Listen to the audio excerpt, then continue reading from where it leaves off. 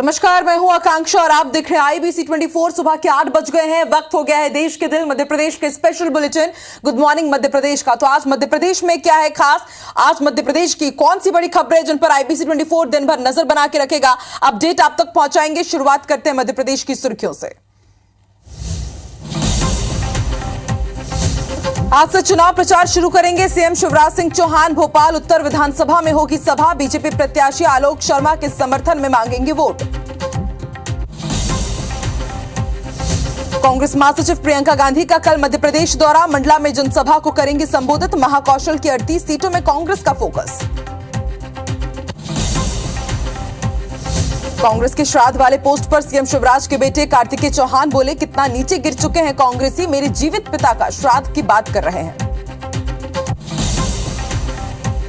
Deputy collector निशा बांगरे को मिली जमानत। प्रतिबंधित क्षेत्र में रैली निकालने पर हुई थी गिरफ्तारी। इस्तीफा मंजूरी के लिए बैतूल से पदयात्रा कर पहुंची थी भोपाल।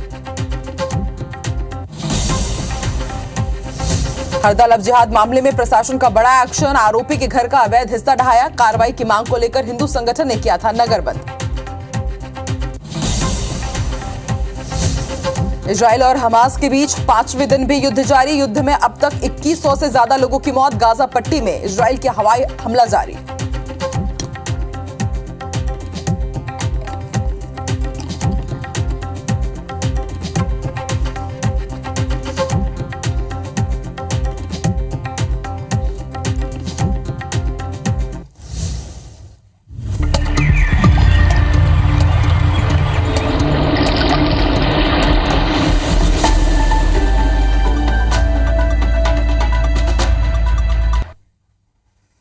और बुलेटिन की शुरुआत करते हैं पीएफआई के ठिकानों पर एनआईए के एक्शन की खबर के साथ। बड़ी खबर आपको बता दें, पीएफआई के ठिकानों पर देश भर में एनआईए की छापेमार कार्रवाई जारी है।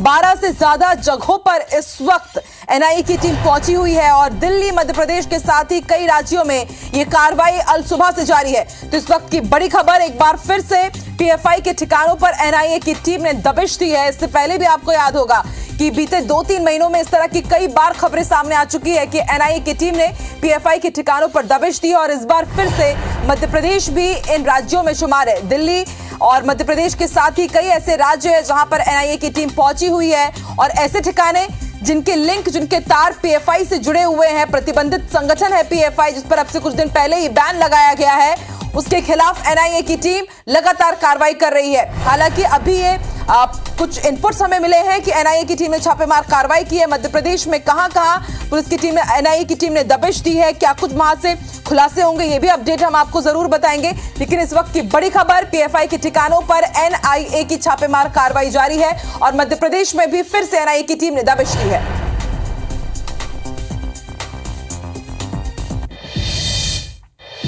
और अब रुक करते हैं हरदा का। लव जिहाद मामले में बड़ी कार्रवाई की गई है। आरोपी के घर के अवैध हिस्से को ढहा दिया गया। पुलिस और प्रशासन ने आज सुबह ये कार्रवाई की। 6 अक्टूबर को हिंदू युवती ने खुदकुशी की थी।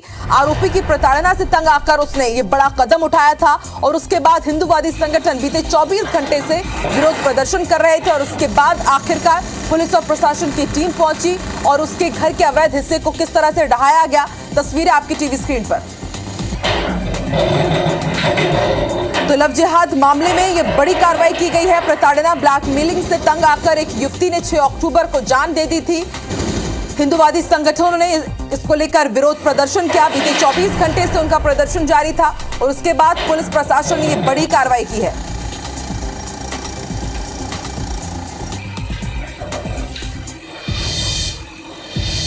और बड़ी खबर आपको इंदौर से बता दें, दुष्कर्म पीड़ित बच्ची अस्पताल से डिस्चार्ज कर दी गई है। एमटीएच अस्पताल में बीते 15 दिनों से उसका इलाज जारी था।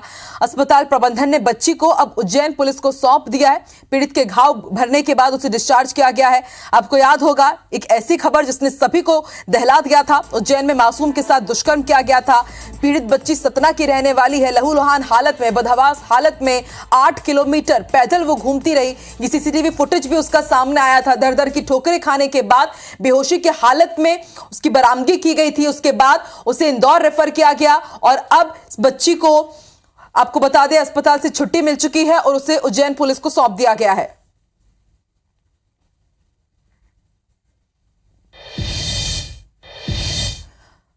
नरसिंहपुर के मंगवानी थाना के पास नेशनल हाईवे 44 पर एक भीषण सड़क हादसा हो गया जिसमें एक व्यक्ति की मौत हो गई। दरअसल सिवनी जिले से ज्वलनशील पदार्थ लेकर आ रहे एक टैंकर अनियंत्रित होकर के पलट गया, उसमें विस्फोट हो गया। धमाका इतना जबरदस्त था कि इसकी गूंज 2 किलोमीटर दूर स्थित खापा गांव तक में सुनाई दी, जिसके बाद ग्रामीण मौके पर पहुंचे, उन्होंने पुलिस को सूचना दी। पुलिस अधीक्षक के मुताबिक एक व्यक्ति की मौत हुई है।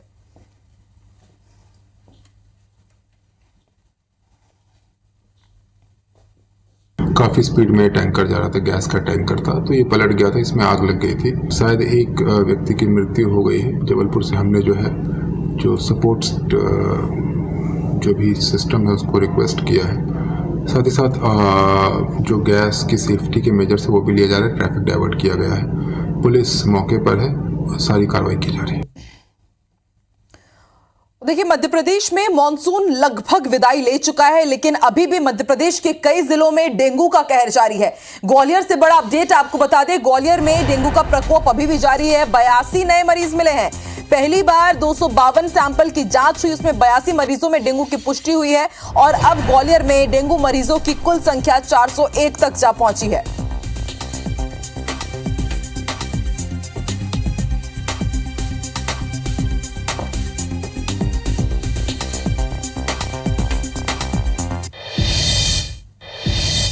और भोपाल से बड़ी खबर आपको बता दें, डिप्टी कलेक्टर निशा बांगरे को जमानत मिल गई है। सोमवार को पुलिस ने निशा बांगरे को गिरफ्तार किया था। इस्तीफा मंजूरी की मांग को लेकर वो सीएम से मिलने पहुंची थी। पदयात्रा वो कर रही थी, बैतूल से पदयात्रा कर सीएम शिवराज से मिलने पहुंच रही थी वो भोपाल, और सीएम हाउस का घेराव करने की भी तैयारी थी। आमरण अनशन पे वो जाने वाली थी, लेकिन यात्रा के दौरान पुलिस और निशा बांगरे और उनके समर्थकों के बीच किस तरह से झड़प हुई वो तस्वीरें भी हमने आपको दिखाई। आपको बता दें, अब तक जीएडी ने निशा बांगरे का इस्तीफा मंजूर नहीं किया है। बैतूल के मुल्ताई से वो चुनाव लड़ना चाहती हैं और वो द्वेषपूर्ण कार्रवाई करने की बात भी कहती आई हैं, लेकिन सोमवार को उनको और कई सारे उनके समर्थकों को हिरासत में लिया गया था और अब उन्हें देर रात जमानत दे दी गई है। चलो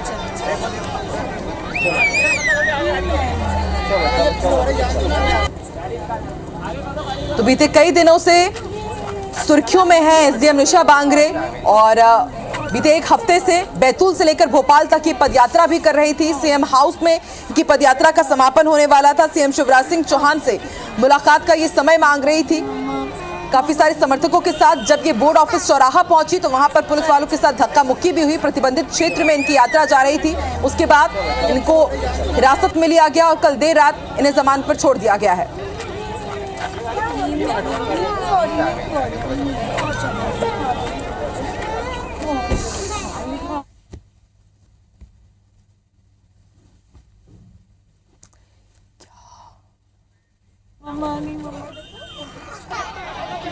तो दो तस्वीरें, पहली तस्वीर आप देख रहे हैं कल देर रात की, जब डिप्टी कलेक्टर निशा बांगरे को जमानत दी गई, और उसके पहले की दूसरी तस्वीर हम आपको दिखा रहे हैं जो बोर्ड ऑफिस चौराहे की तस्वीर है, जिस दिन उन्हें हिरासत में लिया गया था उनके समर्थकों के साथ।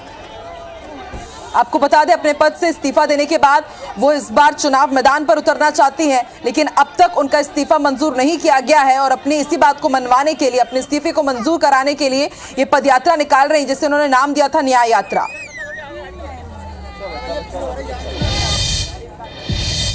और आज से चुनावी शंखनाद होने जा रहा है चुनाव प्रचार का। सीएम शिवराज सिंह चौहान आज से चुनाव प्रचार शुरू करेंगे।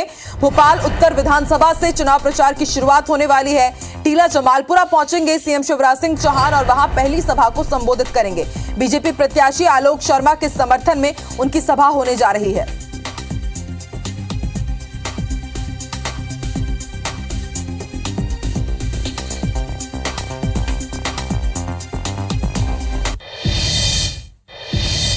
विथ कांग्रेस नाम के एक ट्विटर यानी कि एक्स के पेज पर वायरल होते एक पोस्ट पर सियासी घमासान छिड़ गया है।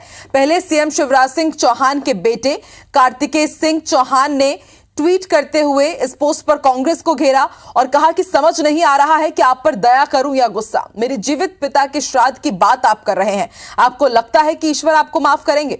जिसके बाद कांग्रेस ने भी पलटवार किया और एमपी कांग्रेस के मीडिया सलाहकार ने यह कहा कि यह ट्वीट कांग्रेस ने नहीं किया बल्कि बीजेपी में आपके पापा के दुश्मनों ने किया है। कांग्रेस का विरोध शिवराज की जन विरोधी नीतियों से है, व्यक्ति से नहीं।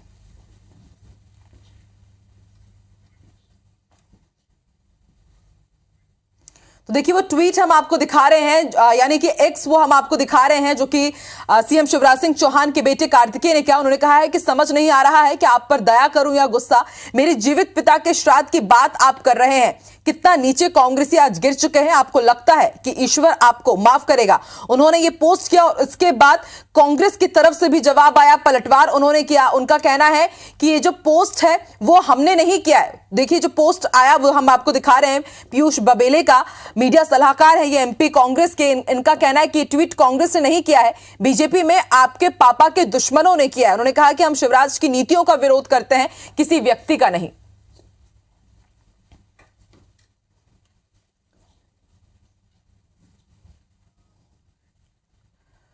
और एक बार फिर से कांग्रेस महासचिव प्रियंका गांधी मिशन मध्य प्रदेश में आ रही है। मध्य प्रदेश दौरा है उनका, महाकौशल के मंडला पहुंचेंगी और जनसभा को संबोधित करेंगी प्रियंका गांधी। आदिवासी वोटर्स को साधने के लिए प्रियंका गांधी की एक और कोशिश, मंडला वो पहुंचेंगे। आपको बता दें महाकौशल की 38 सीट है और इनमें ही कांग्रेस का फोकस है, क्योंकि कांग्रेस का ये मजबूत गढ़ है। बीते विधानसभा चुनाव में महाकौशल की ज्यादातर सीटें कांग्रेस जीती थी और इसलिए महाकौशल से ही इन्होंने चुनावी शंखनाद किया। और एक बार फिर से महाकौशल आ रही है प्रियंका गांधी, मंडला जिला पहुंचेंगे और जनसभा को संबोधित करेंगे।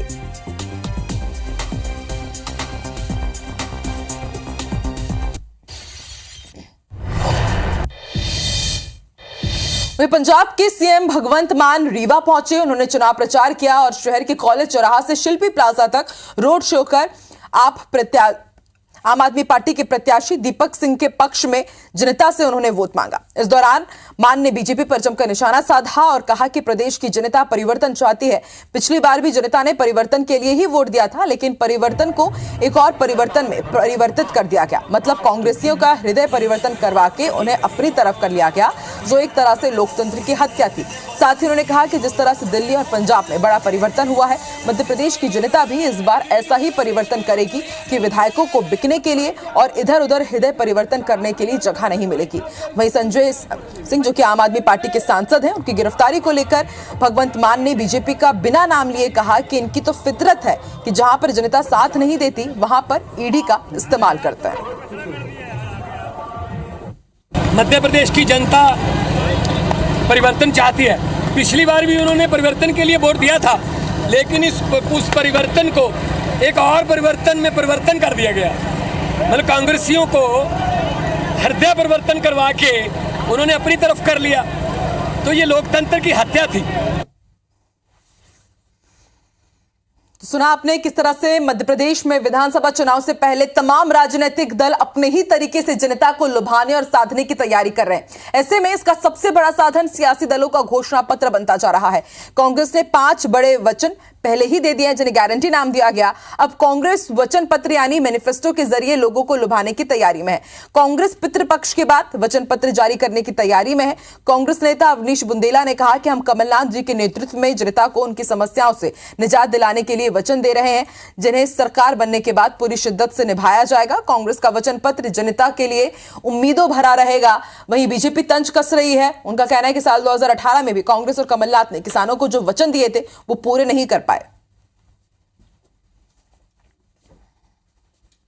आचार संहिता लग चुकी है और श्राद्ध पक्ष के बाद कमलनाथ जी का वचन पत्र भी आएगा और जो जिताऊ कैंडिडेट जो भाजपा की नाक में नकेल डालकर कमलनाथ जी को 150 से ज्यादा सीटें दिलवाएंगे और मुख्यमंत्री पद की शपथ दिलाएंगे, ऐसी सूची भी आपको श्राद्ध पक्ष के बाद बहुत जल्द मिलने वाली है। कांग्रेस का एक शब्दकोश है जिसमें वचन का पर्यायवाची है धोखा। तो ये छल कांग्रेसियों ने 15 महीने की सरकार से पहले खूब किया था। यही राहुल गांधी आए थे जिन्होंने 1 से लेकर 10 तक गिनती गिनी थी और कर्ज माफी का वादा किया था। पूरा हुआ क्या? तो ये जो वचन पत्र है इसको झूठ छल कपट का पत्र कहें, जो कांग्रेसी लाएंगे पर जनता में कोई प्रभाव नहीं पड़ेगा। चुनाव का वक्त और डेंजर जोन। जी हां, शिवराज सरकार के 8 मंत्री डेंजर जोन में है और इनके विधानसभा क्षेत्र में इनकी हालत खराब है, यानी इनका चुनाव जीतना मुश्किल है। और सूत्रों की माने तो बीजेपी के आंतरिक सर्वे में यह हकीकत सामने भी आई है। इसलिए बीजेपी की चौथी लिस्ट जारी होने के बाद 8 मंत्रियों के नाम को लेकर अभी भी असमंजस बना हुआ है। इनमें सिंधिया समर्थक मंत्री भी शामिल है। रिपोर्ट देखिए।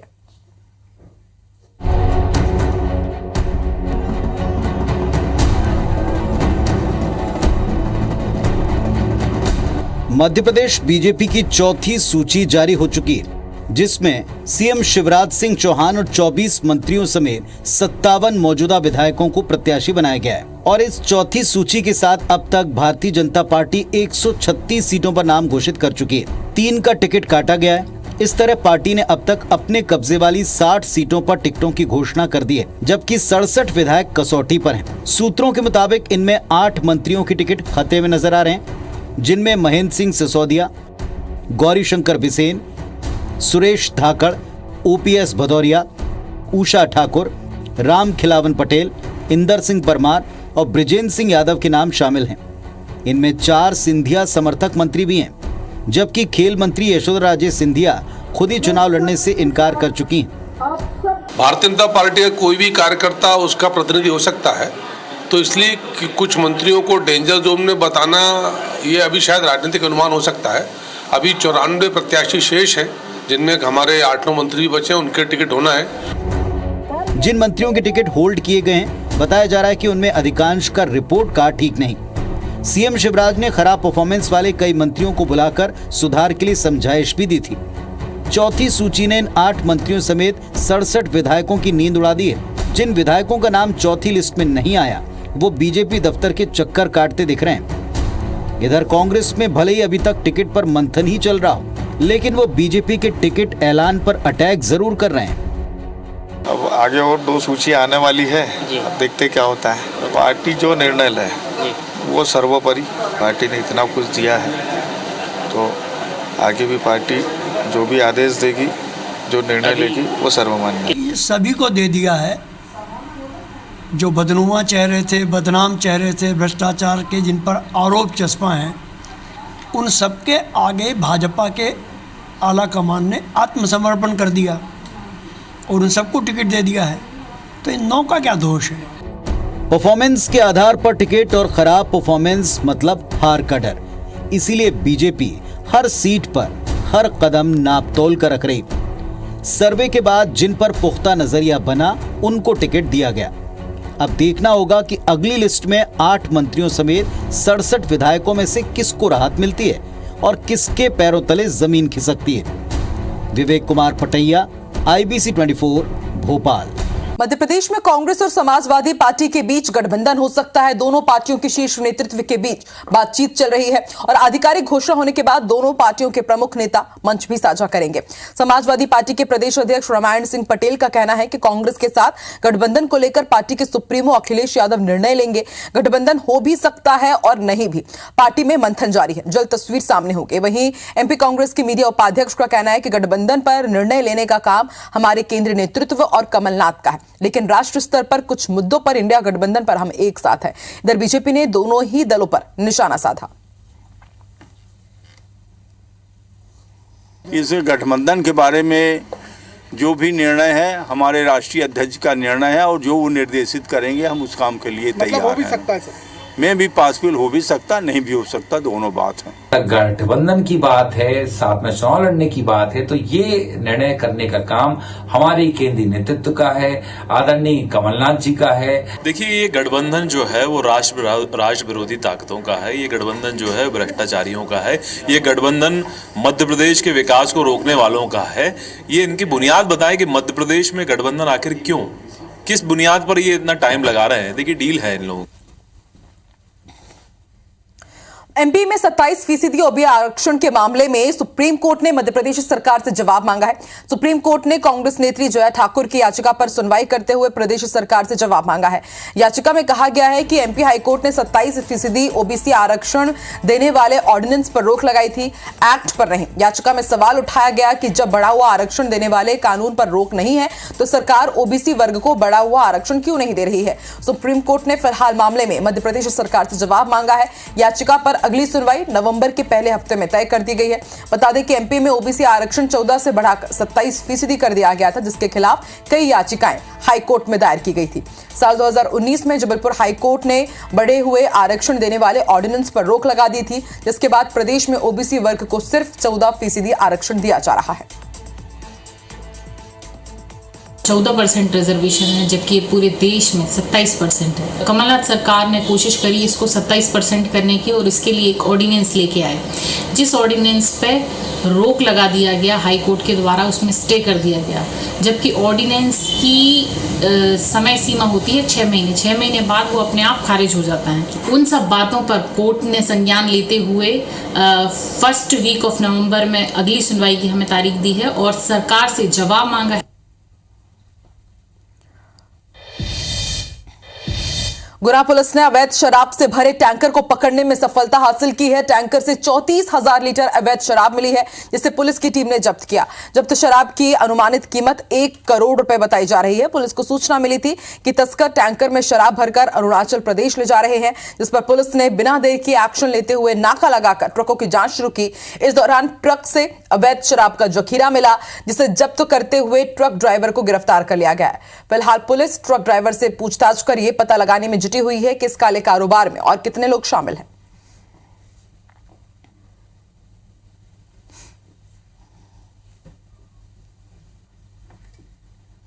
और गुड मॉर्निंग मध्य प्रदेश में फिलहाल इतना ही। देश और दुनिया की तमाम बड़ी खबरों के लिए आप IBC 24 देखते रहिए। आगे देखिए गुड मॉर्निंग छत्तीसगढ़। मुझे दीजिए इजाजत, नमस्कार।